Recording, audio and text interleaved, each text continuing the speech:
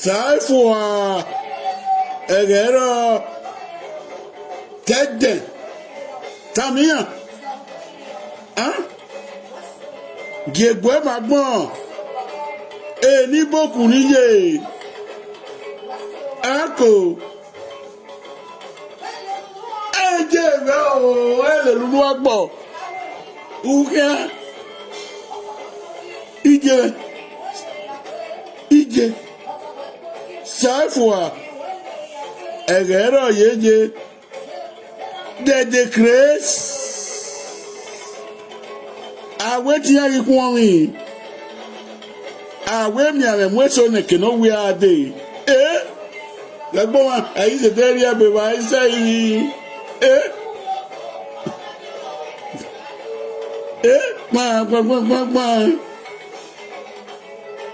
gba agbo yere o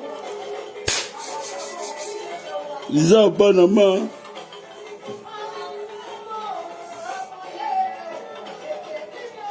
Gegbe magbon. Wa re o gegbe magbon ba o. Eje si ni agegbe magbon ba wa re o.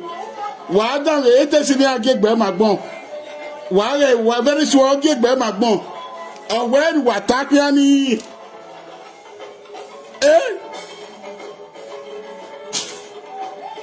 Ogegbe magbon o ekwe ogegbe magbon ogegbe magbon ejesi ni gegbe magbon o awekwe mu awun esusu o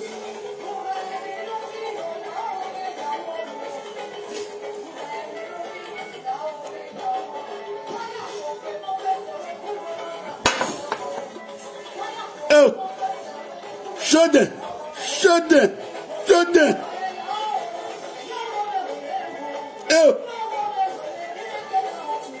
Awe no te fue ya rivière o no ma so bo awe te ya rivière. Awe ya no te fue o ma si ya bo awe veve ya rivière. Veve ya rivière dedegbe o. Awe money ku emu o. Awe veve ya rivière. Wa ti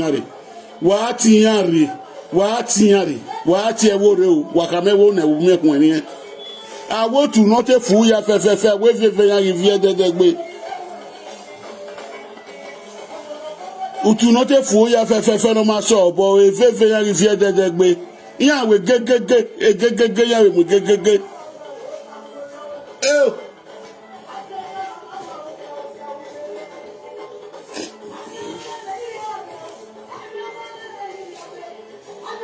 Awiya no te fu o ma si yan bo we veve ya rivière dedegbe. Iya gi mi eni ere so. Awiya gi mi ere so. Ogegbe magbon we bagua ozagwe. Ozagwe gegbe magbon. Ogbuduwemi ogive Atiti new generation. Ma 30 mamu ese.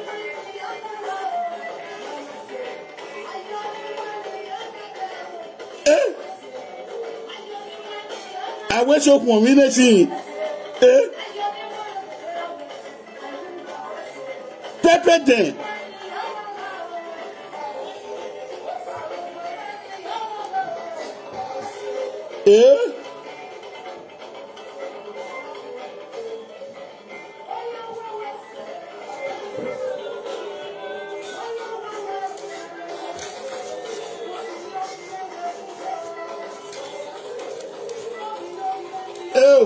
awe ve la yan gbe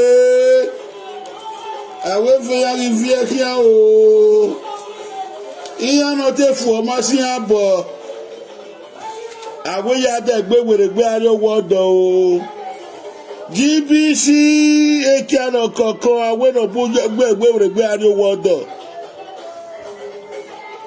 iyan te fu o ma si abo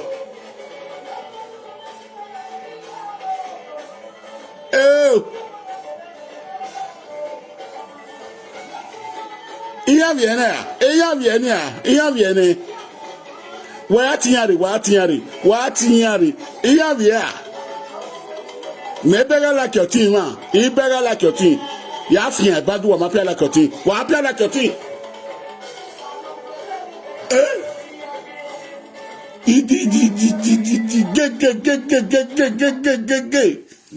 play. What you are case one go or pe for bana do so go an. Aí você teria pegar sair.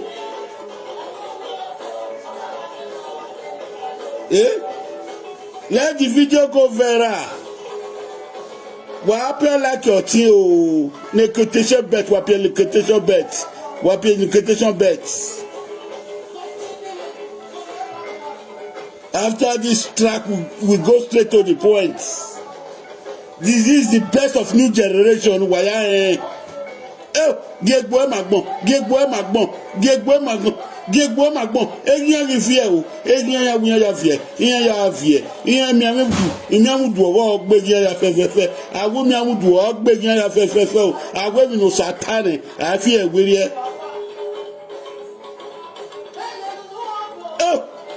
Awo mi no satane, afi ewere e.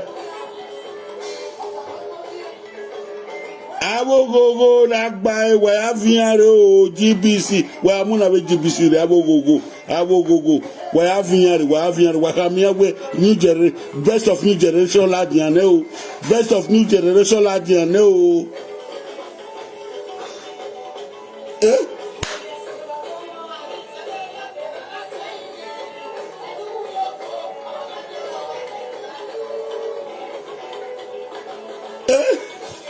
Ude Zuzu. Àwọn we gbe ye ko a o. Àwọn we gbe ye ko a. Destiny gbe ye ko a.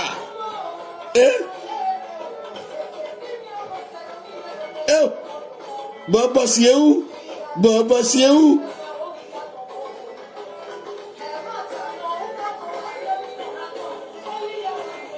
Ona bobo sieu. Gegbo magbon, o gegbo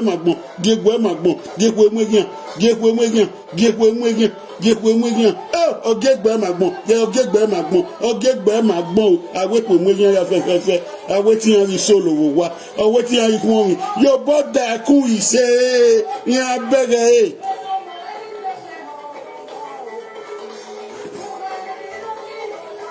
awura luri picture letter wonu we yaro awe mi no pe manu du woto je awonu ya popo no fese awonu ka ma ro ge iwenu ya asi won bo esa na esa ma we na asi won